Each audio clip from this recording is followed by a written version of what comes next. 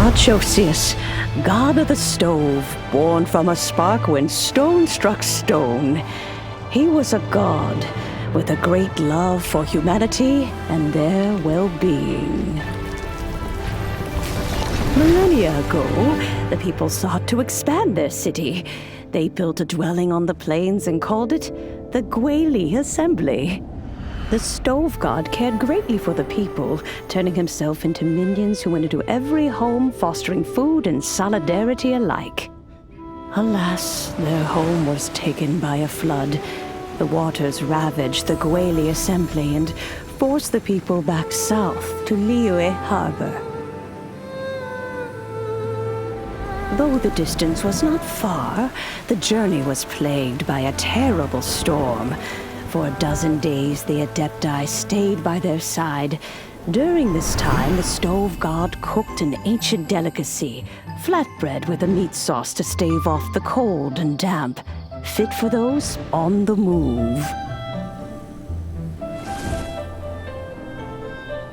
Centuries later, disaster and plague arose once more. The stove god would appear no longer, for he placed all of his power into the land itself to quell the calamities. His power expended, and his wits greatly reduced. Thus his body decreased in size. By the time he parted ways with us, he wasn't even the height of a human. He told Rex Lapis and I of the dishes that bring joy and of the secrets of the flame, then went into the mountains and entered into a long slumber.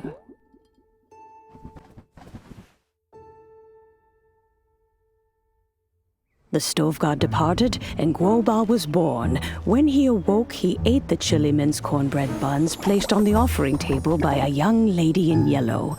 Though he did not remember the past, he was profoundly moved and decided to follow this young lady thereafter. The stove god had quietly disappeared, but the vendors rose early to hawk their wares. People went out to buy goods, lit their stoves, and cooked food, just as they had done every day for as long as they could remember. In Liyue, things have always been this way.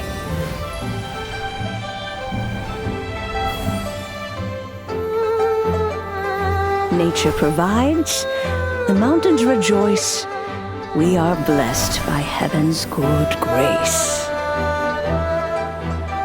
Years have gone by. The world has transformed, but our way of life survives.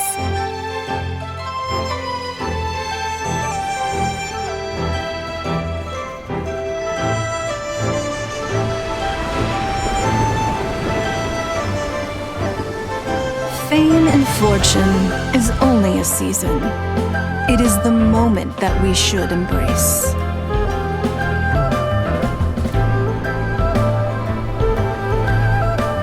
Past meets present. Heritage becomes legacy. Long into the future may we thrive.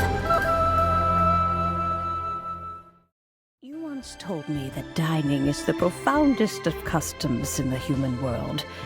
To eat well is to consume vitality itself, and to drink well is to partake of the very essence of the world.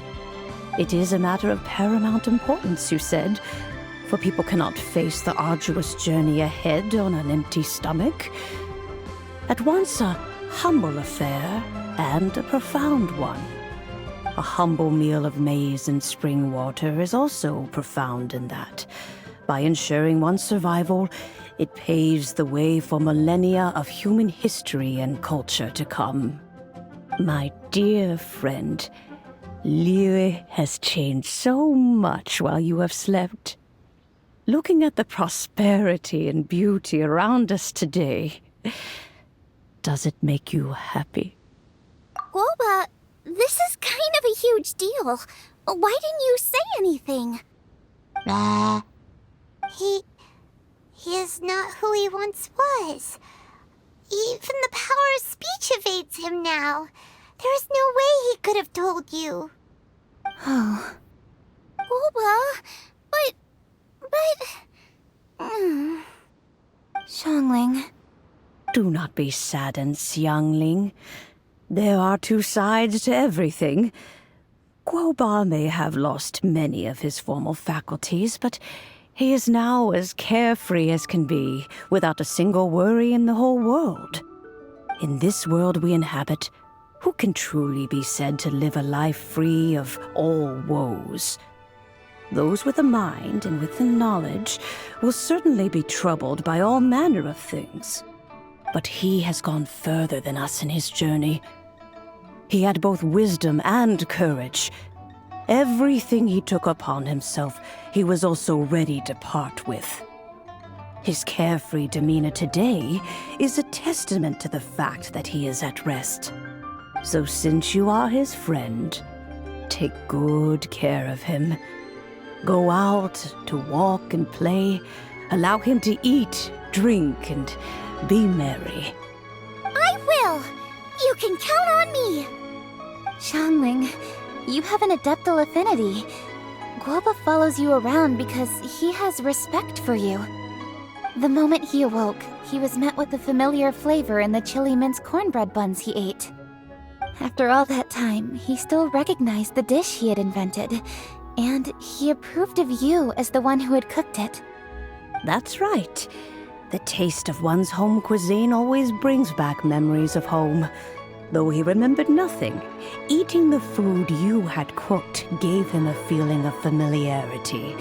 That is why he stuck by you. You may be the first person in history to give the stove god the experience of being a satisfied customer.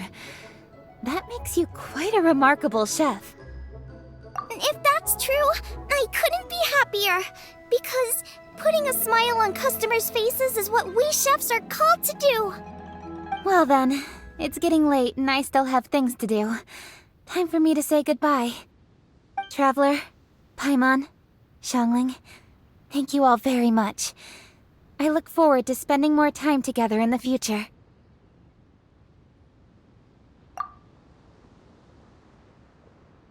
I guess my dad's probably heard the good news already, but I should still go catch up with him. Master, it's been a while since you came by. Why don't you join me? He thinks about you all the time, you know.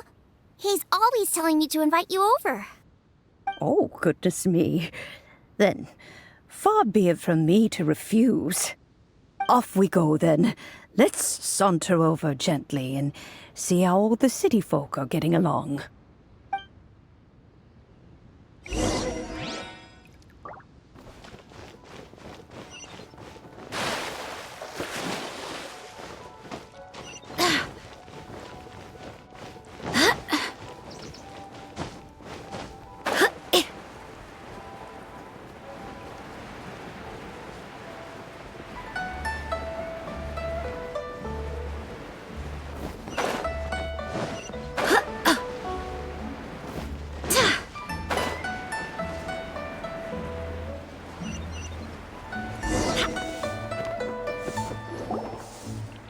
Hi, Dad. I'm back.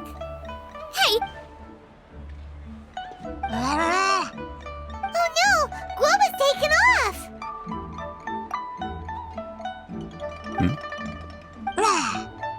Oh, it's you. Hello there, old friend. Oh, bless my soul. Are you out for a stroll as well? Given the season, it felt fitting to take a leisurely walk while the meal is being prepared. Quite right. And it also gave us the chance to run into you. GUOBA may not recognize you, but as ever, he seems quite delighted to see you. So, GUOBA doesn't remember anything, but can still feel when something's familiar? Friendship will always withstand the ravages of time. Traveler, what do you think of the name of this festival? Moon Chase. The moon is a carrier of countless emotions. So many things only seem to surface as we gaze up beneath its poignant glow. Wherever the moonlight shines, the heart is wont to follow. Fond memories of those no longer with us. Debts of gratitude to old friends. The meaning of ages past and gone. All wrapped up in the city that has existed for so many moons to date. All these things and more. They are why people chase the moon. In old age, the sight of many things puts one in a wistful mood. But children are always a beautiful sight to see. Such exuberant life force. It seems to well up from deep within the land itself. A land that has been in existence for so many millennia, and yet one that still dazzles today. Traveler, this Moonchase Festival has been all the more entertaining with you here to witness it. Now, let's have Xiangling brew us a nice pot of tea. We shall drink and chat at our leisure.